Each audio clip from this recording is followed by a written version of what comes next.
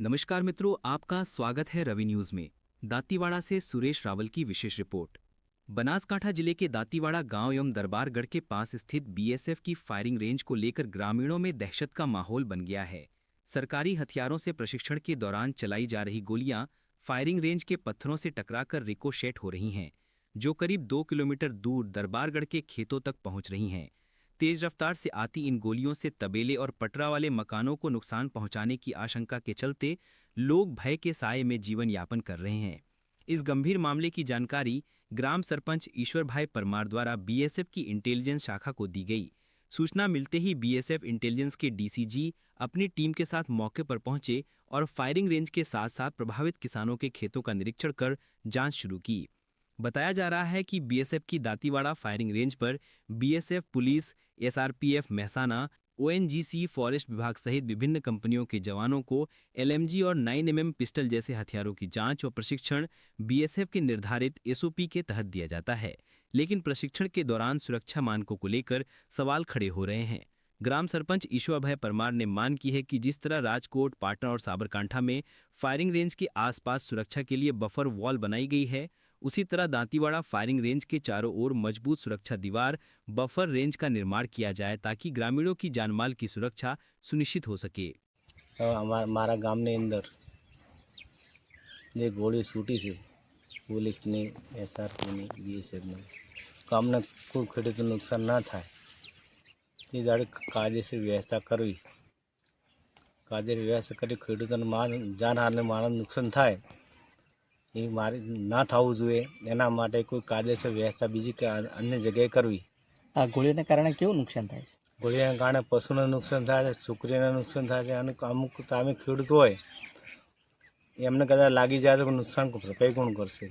અગાઉ કોઈ બનાવ બનેલો છે ખરા? અગાઉ બન્યા તુલસીની દીકરી એ 2020માં બનેલો હતો, એને જે નામ તો હવે નહીં આપું, એ સરકારશ્રીને મારે વિનંતી કરવામાં આવે છે કે આવી આ ફાયરિંગ રેન્જ છે ત્યાંથી ગોળી ન છૂટવી જોઈએ, કાયદેસર કાર્યવાહી કરવી જોઈએ અને ગામની અંદર કોઈ નુકસાન ના પહોંચે ઢોરને, બાળકોને, પશુઓને અને આપણે વ્યક્તિ અમુક ખેડૂત છે, ગરીબ લોકો હોય છે એટલે માટે એટલે અમુક ફરતા હોય કદાચ ફાયરિંગ ગોળી છૂટી જાય, કદાચ નુકસાન થાય, એના માટે કાયદેસર કાર્યવાહી એ લોકોને કરવી જોઈએ।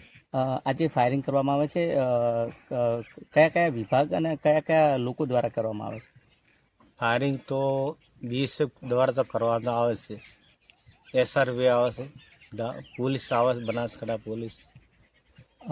આજે ફાયરિંગ કરવામાં આવે છે, આ ફાયરિંગની જે ગોળીઓ ખેડૂતોના ખેતર સુધી આવે છે, એમના ઘરોના મકાનના પતરા સુધી આવે છે, તો આ બંધ કરવા અને કંઈક અલગથી વ્યવસ્થા કરવા માટે પોલીસને કોઈ રજૂઆત કરેલ છે ખરા? આપણે રજૂઆત કરશું। ફાયરિંગની ગોળી જે આવે છે તો આપણે બીએસએફ રેન્જ છે, બીએસએફ દાંતીવાડા બીએસએફ રેન્જ છે, પોલીસને બીજે કોઈ વ્યવસ્થા બીજે કોઈ વ્યવસ્થા કરવી જોઈએ।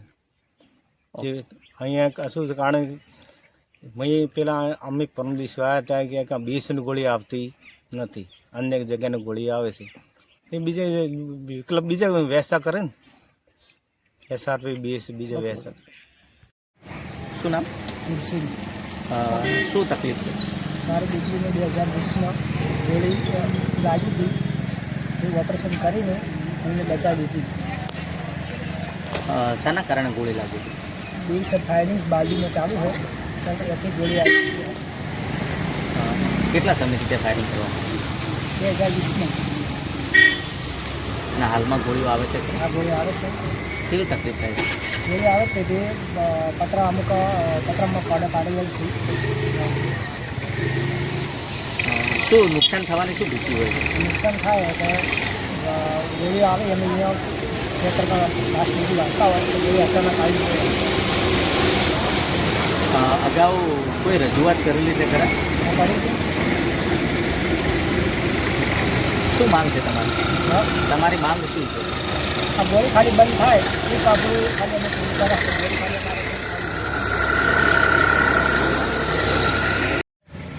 ઓકે।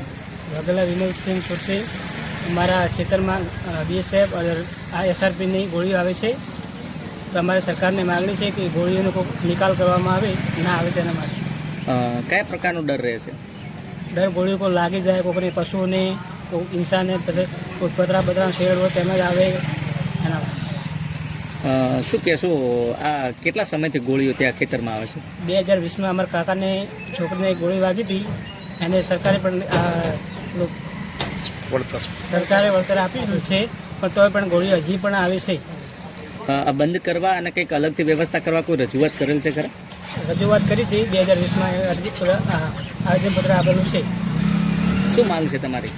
ગોળીનો કોઈ નિકાલ કરવામાં આવે, BSFને અને SRPની ગોળીઓ આવે છે અમારે, તો એ કોઈ નિકાલ કરવામાં આવે. હજી સુધી ગોળીઓ આવે છે.